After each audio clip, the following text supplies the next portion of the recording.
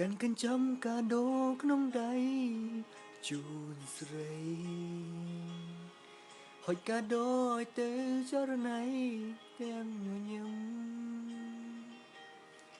តែអូនមិនព្រមយ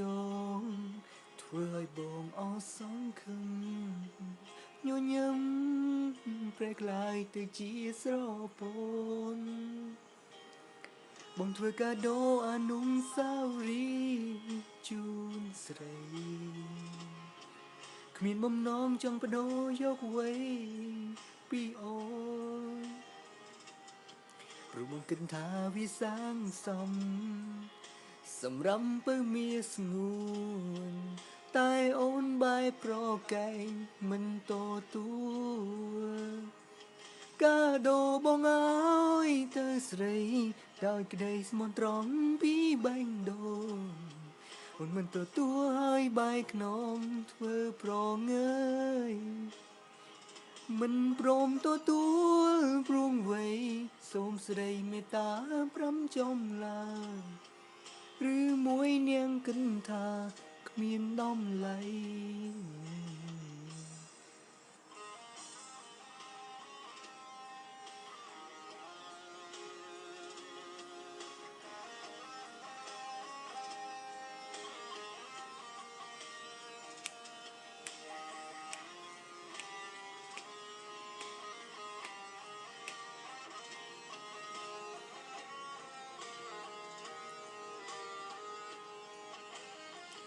កាដូបងអើយទៅស្រី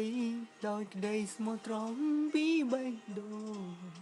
អូនមិនទទួលហើយបែកខ្នងធ្វើប្រងើយមិនព្រមទទួលព្រួងវ័យសូមស្រីមេត្តាប្រាំចំឡើយឬមួយនាងគិតថាគ្មានតម្លៃសប្បាយចិត្តបើនាងទទួលយកកាដូតែឥឡូវត្រូវហូរទឹកភ្នែកដោយសារស្រីបេះដូងស្ទើរប្រេងកាដូប្រែជាគ្មានន័យវ័យត្រូវរលាយក្នុងថ្ងៃនេះកាដូគ្មានន័យ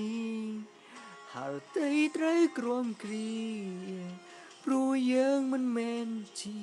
គូនិស្ស័យ